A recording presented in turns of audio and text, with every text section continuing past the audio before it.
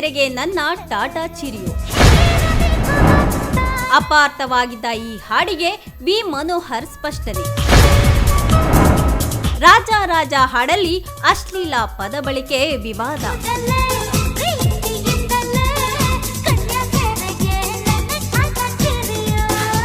Crazy star Ravichandran ಮತ್ತು ಶಿಲ್ಪಾ ಶೆಟ್ಟಿ ಕಾಂಬಿನೇಷನ್ನ ಪ್ರೀತ್ಸೋ ತಪ್ಪ ಸಿನಿಮಾವು 1998ರಲ್ಲಿ ತೆರೆ ಕಂಡು ದೊಡ್ಡ ಹಿಟ್ ಎನ್ನಿಸಿಕೊಂಡಿತ್ತು.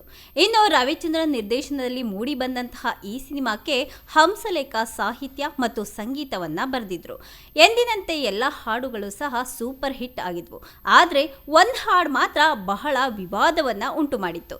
27 ವರ್ಷಗಳ ಬಳಿಕ ಆ ಹಾಡಿನ ಹಿಂದಿರುವಂತಹ ಮಿಸ್ಟರಿಯನ್ನ ವಿ ಮನೋಹರ್ ಅವರು ಬಯಲು ಮಾಡಿದ್ದಾರೆ. ಪ್ರೀತ್ಸೋ ತಪ್ಪ ಸಿನಿಮಾದಲ್ಲಿ ನಾಯಕಿಯು ತನ್ನ ಹುಡುಗ ಹೇಗಿರಬೇಕು ಎಂಬ ಬಗ್ಗೆ ವರ್ಣನೆಯನ್ನ ಮಾಡಿ ಹಾಡುವಂತಹ ಹಾಡೊಂದು ಇದು.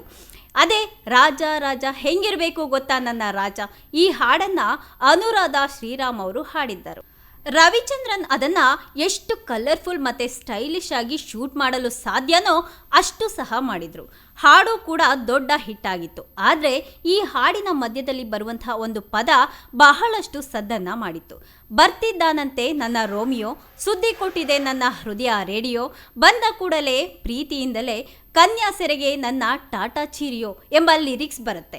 ಆದರೆ ಆ ಹಾಡನ್ನು ಕೇಳಿದಂತಹ ಕೆಲವರು ಟಾಟಾ ಚಿರಿಯೋ ಬದಲಿಗೆ ಅಲ್ಲೊಂದು ಅಶ್ಲೀಲ ಪದವನ್ನು ಸೇರಿಸಿಬಿಟ್ಟಿದ್ರು. ಬೇಕೆಂದೇ ವಿವಾದವನ್ನು ಸಹ ಸೃಷ್ಟಿ ಮಾಡಿದರು.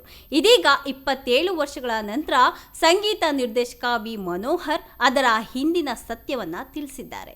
ಯೂಟ್ಯೂಬ್ ಚಾನಲ್ ಒಂದಕ್ಕೆ ನೀಡಿರುವಂತಹ ಸಂದರ್ಶನದಲ್ಲಿ ಮಾತನಾಡಿರುವಂತಹ ವಿ ಮನೋಹರ್ ಕನ್ಯಾ ಸೆರೆಗೆ ನನ್ನ ಟಾಟಾ ಚಿರಿಯೋ ಅಂತ ಬಳಸಿದ್ದಾರೆ. ಟಾಟಾ ಚಿರಿಯೋ ಅಂದರೆ ವಿದಾಯ ಅಂತ ಅರ್ಥ. ಆದರೆ ಅದು ಅಶ್ಲೀಲ ಅರ್ಥ ಇರುವಂತಹ ಪದ ಅಂತ ಹಬ್ಬಿಸಿದ್ರು. ಟಾಟಾ ಚಿರಿಯೋ ಅನ್ನೋದು ಬ್ರಿಟಿಷರ ಕೊಡುಗೆ.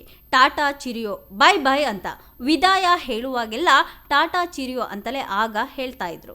ನಂತರ ಅದು ಟಾಟಾ ಬೈ ಬೈ ಆಯಿತು. ಆನಂತರ ಅದು ಬೈ ಬೈ ಆಯಿತು. ಈಗ ಬಾಯ್ ಅಂತ ಹೇಳ್ತೇವೆ ಅಷ್ಟೇ. ಹಾಗಾಗಿ ಆ ಟಾಟಾ ಚಿರಿಯೋವನ್ನು ಗುರುಗಳು ಇಲ್ಲಿ ಬಳಸಿದ್ದಾರೆ ಅಂತ ವಿ ಮನೋಹರ್ ಅವರು ಹೇಳಿದ್ದಾರೆ. ಅಲ್ಲಿ ನಾಯಕಿ ಕನ್ಯಾ ಸೆರೆಗೆ ನನ್ನ ಗುಡ್ ಬೈ ವಿದಾಯ ಅನ್ನೋ ಅರ್ಥದಲ್ಲಿ ಅದನ್ನು ಹೇಳಿರ್ತಾಳೆ. ಆದರೆ ಇವರು ಅದನ್ನು ಅಶ್ಲೀಲ ಅರ್ಥಕ್ಕೆ ಬದಲಾಯಿಸಿ ಕೆಟ್ಟದಾಗಿ ಪ್ರಚಾರ ಮಾಡೋದಕ್ಕೆ ಟ್ರೈ ಮಾಡಿದ್ದಾರೆ.